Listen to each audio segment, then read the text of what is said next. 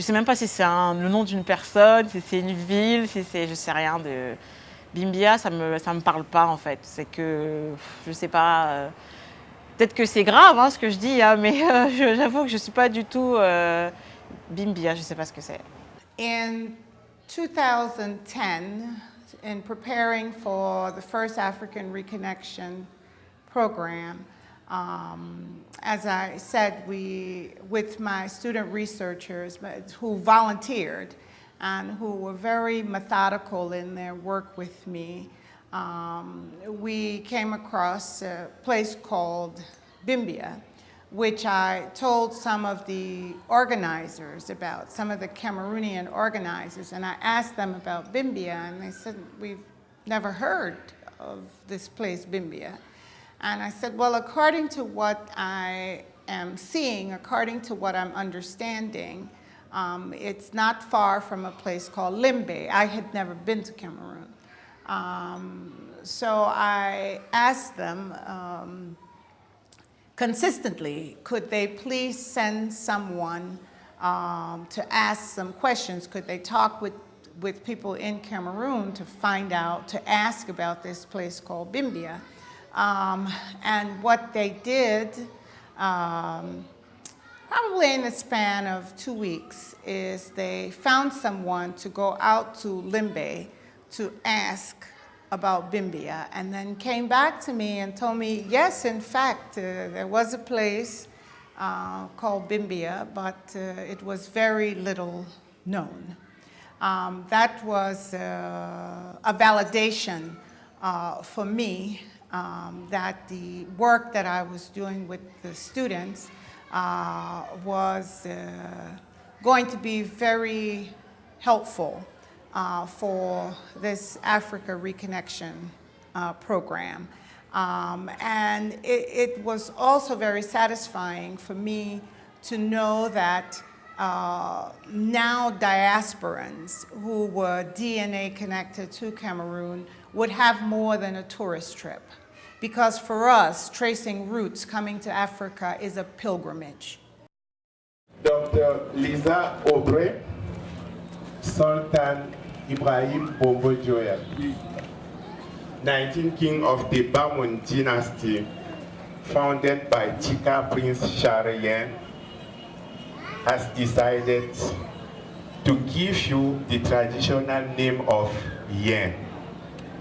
Functionally, she ne Yen, Yen per na Fon Sharayan.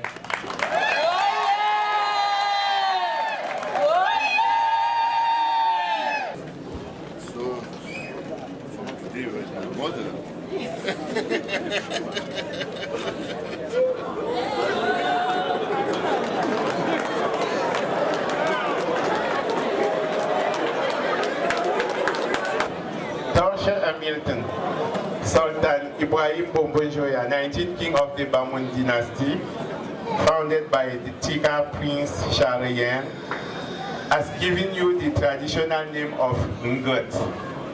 Ngut was also one of the sisters to the found the Bamun dynasty.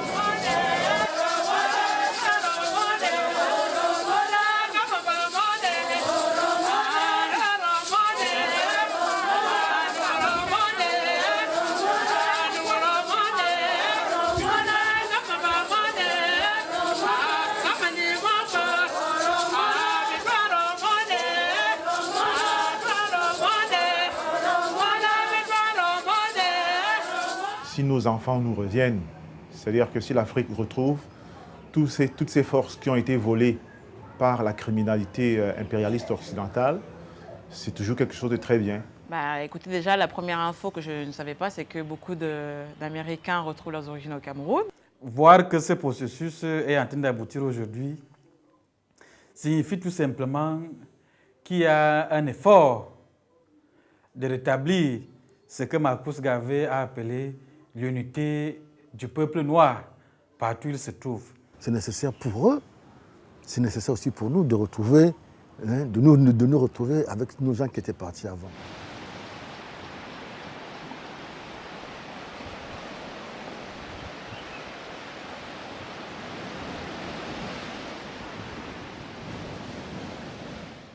Il y a un proverbe chez moi qui dit que Baking apim lar bobora dasulara. Si je vais traduire, ça signifie simplement que la guêpe tire sa puissance de son guêpier. Une guêpe qui n'a pas de guêpier n'a pas de puissance.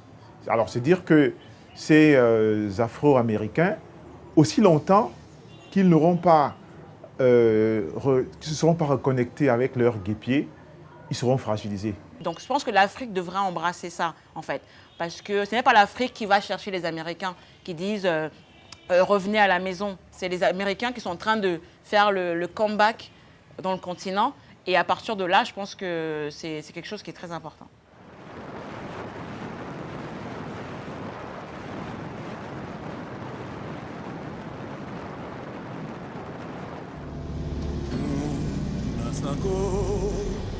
Aqui no mulima semidalo longo tomi Monseya Motoro Mumabele Moboa Munam Yadolo Timba Matamoko Amunam Yawo Wapse Yawo Amunamio Yawo Wamse Yawo Son Timba Timba O Matamoko Timba O Matamoko Esi Yabe Musingeni Muma Konone Waluke wele walambu yolo yolo isi yabe motabo be no matamane wa wonja wele walambu. The stories they told me about after they got to America were just horrible and horrific. And they used to tell me these things, and I could never understand why people could be so evil and so mean. But my grandmother used to always tell me, hate is not what you need right now, and you don't hate people. You have to forgive them. You have to forgive them so that you can move on. If you hold that inside, it will destroy you.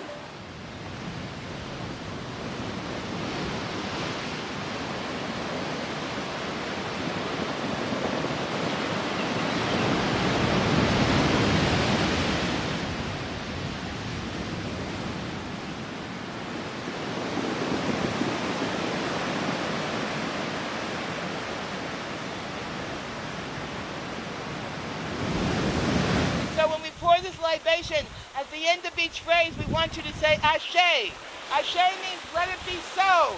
Let it be now. Let it be forever. Let it be for eternity. And so for all of our ancestors who came from the Nile Valley, who built great civilizations, who created astronomy, who created agriculture, who created calendars, who created peaceful worldviews of both and that did not separate people, but in fact joined people. To those ancestors from the Nile Valley, we say Ashe. Ashe. To those ancestors from the Nile Valley who spread out throughout the world and established civilization in India, who established civilization in Europe, who established civilization in South America, who established a civilization all through Africa, we say Ashe. Ashe. And to those ancestors who were captured, who were taken away, who were marched from the mountains, who were marched from the fields, who were marched from the desert and brought to a place like here, and who suffered and who cried and whose hearts cried out, my God, where am I? we say Ashe. And our ancestors who crossed the ocean, who, as John Henry Clark says, if we emptied the Atlantic Ocean, we would see the bodies of enslaved people on the ground, moving from Africa to all parts of the USA, the Caribbean, and South America, to those ancestors who refused to be captive and jumped overboard if they needed to, who cut the throats of the captains and floated around even though they did not know how to navigate. They knew that God would take them home. To those ancestors we say Ashe. And to those ancestors who landed in America, who took all the skills about herbs and medicinal medicine and about agriculture and use them to, in fact, enrich America, build America into the country, to the ignorant country that did not acknowledge their accomplishments. But those ancestors worked from sunup to sundown and did not despair. They did not despair because they knew that one day they would be able to fly, that there were people who could fly from the tyranny of oppression to the freedom of a holy land. To those ancestors we say Ashe. And to all of our grandmothers and grandfathers who struggled hard, who were told they couldn't read, were forbidden to write, who were forbidden to marry, who said, no, we will read, we will write, we will journey many times in the night in order to find someone I love, in order to hold a baby that I only can get to see once a month. To those ancestors we say Ashe. Ashe. And to us who are standing here, we say thank you for coming. The ancestors are so pleased. We want the ancestors to know that they can rest tonight because some of us made it. Some of us came back. Some of us will keep coming back. Some of us will work together with our brothers and sisters and rewrite the wrong and make this into the incredible place it was before. Ashe! Ashe! Ashe! Ashe!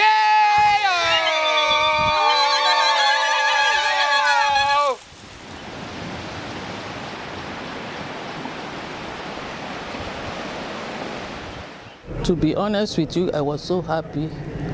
You know, it made me, you know, that nostalgia feeling, because you hear these stories and at last all of you came that particular day. We were so pleased, so happy, and I must be frank to you that it's a great day that I will not forget. We hope that as you come, you will not go back. We welcome all of you. Cette reconnexion, elle est importante. Elle est importante parce que ça nous réconcilie avec notre histoire, comme je l'ai dit. Et à partir du moment où ça nous réconcilie avec une histoire, ça permet de bâtir un avenir en sachant quelles sont les forces et les faiblesses de cette nouvelle aventure que nous allons avoir. Les Antillais n'aiment pas, je généralise un peu, hein, faut pas prendre ça au pied de la lettre, n'aiment pas en général les Africains parce qu'ils disent que c'est les Africains qui les ont vendus. Donc s'ils sont aujourd'hui des Antillais, c'est parce qu'ils ont été vendus par leur propre père. Voilà, c'est cette espèce de reproche qu'ils ont vis-à-vis des Africains. Et c'est pour ça qu'ils ne veulent pas appartenir à ce continent. Ils ont été endoctrinés dans le fait que le méchant qui nous a rendus esclaves, c'est l'Africain. Donc, en même temps, on peut avoir une espèce de compréhension sur le fait qu'ils ont été endoctrinés dans ce sens, et c'est juste de l'ignorance.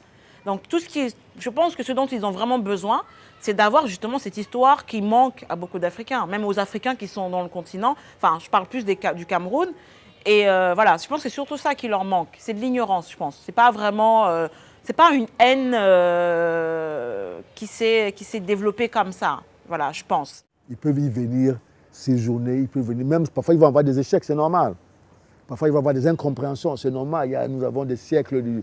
Mais il y a quelque chose qui va nous unir, c'est qu'on a la même vision, on a la même culture, on a la même façon d'approcher les choses. Et tôt ou tard, on va se retrouver et on va s'aimer.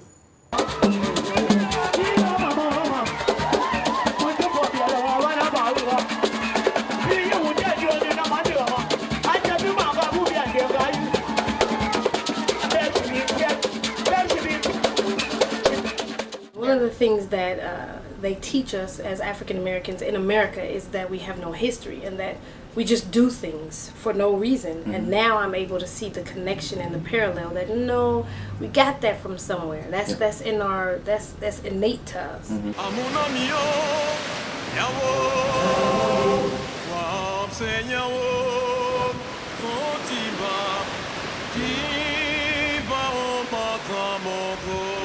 Some people want to become actively involved in home country development. For instance, there are teachers that want to work with schools, there are engineers that would like to work in different sectors, there are people in mass communication that would also like to build bridges between the US, if that's where they come from, and Africa. For instance, Blair Underwood and his family, who are connected to Cameroon, they would like to be involved in the communications industry in Cameroon. Il faudrait donner des visas spéciaux aux Africains américains qui veulent venir s'installer en Afrique. Je pense que vraiment la place des Africains américains est immense en Afrique. Les milliers d'ingénieurs, les milliers de techniciens, les milliers de connaisseurs dans tout le domaine de l'art, de partout, s'ils peuvent investir dans nos écoles, s'ils peuvent investir dans nos sociétés, s'ils peuvent avoir des relations économiques, de dynamisme culturel. Il y a des têtes, il y a sûrement là-bas des gens extraordinaires. Imaginez simplement que ces gens extraordinaires rencontrent des gens, la terre extraordinaire en Afrique, ils peuvent planter beaucoup de choses. Beaucoup de baobabs, beaucoup de plantes extraordinaires peuvent naître dans cette rencontre-là. One of the things that I was able to work on with other diasporans is a proposal for citizenship in Africa for diasporans. This is an idea that comes from Leon Sullivan, who was a Pan-Africanist to heart and dedicated his life's work to the continent. Some of the levels of citizenship that we suggest to African governments is one, a symbolic citizenship, and this would be for people who are interested in connecting with Africa, knowing the culture of Africa, but for whatever reasons would not spend much time in Africa, but would have a recognition that they are part of Africa. That would be symbolic citizenship. Partial citizenship we recommend for people who are interested in making substantial investments in Africa, but not necessarily living in Africa most of the time, for whatever reasons that might be. But the critical point is that they would make substantial investment in Africa. And along with that,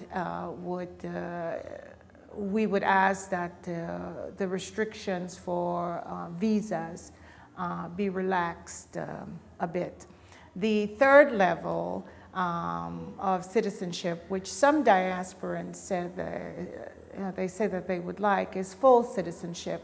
And that would confer upon them all the rights and responsibilities of citizens, and that would also come with a passport. Je pense qu'il est important que, à partir du moment où il y a un groupe qui s'est élargi, à partir du moment où il y a des gens qui sont allés et qui sont en connexion avec d'autres cultures, qui sont dans d'autres univers, ces gens-là, que nous puissions nous tous nous retrouver pour essayer de réfléchir sur la manière dont on pourrait voir comment est-ce qu'on pourrait développer, on pourrait développer ce continent, parce que c'est un continent à découvrir, c'est un continent à réinventer.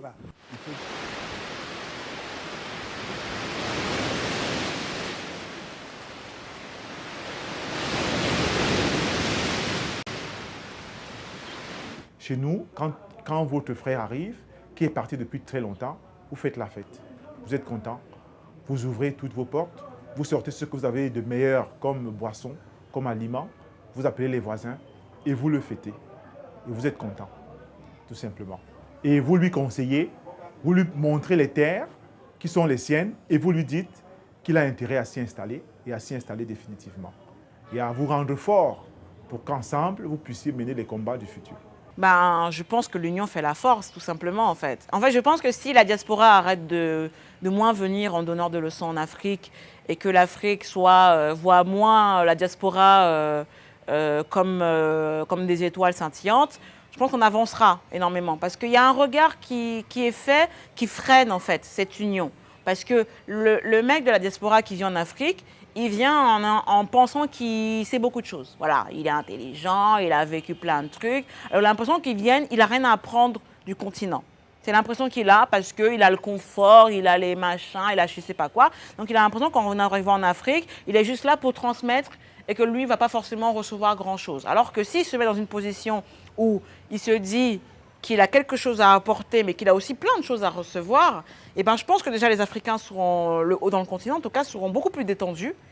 Et surtout si aussi côté Afrique, le même travail est fait où dès qu'on voit un Français, on ne dit pas mbengiste ou je ne sais pas trop quoi, où on se dit ah mon frère tu es rentré, on va penser le monde ensemble. Je pense que c'est important, voilà, c'est des choses qu'on n'a pas. Chacun est dans son univers bien à lui et fait ressortir son univers une fois qu'il est dans le continent de l'un ou de l'autre. Voilà. Donc cette union, cette espèce d'harmonie, tant qu'elle n'est pas là, tant qu'il n'y a pas ce regard de toi tu es l'Africain et toi tu es de la diaspora, je ne pense pas qu'on y arrivera. Mais si on enlève tout ça et que chacun y va de son expérience, chacun y va de ce qu'il sait, etc., et ben ça va vraiment changer la donne. Voilà.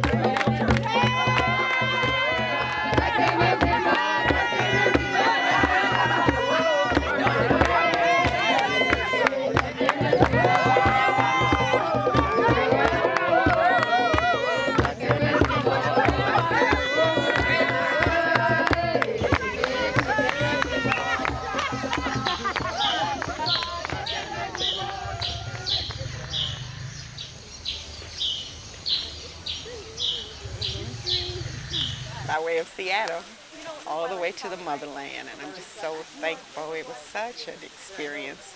I've been preparing for this all of my life. So thankful that I had this opportunity to reconnect with the ancestors, to be a blessing to everybody here, for God to be a blessing to me.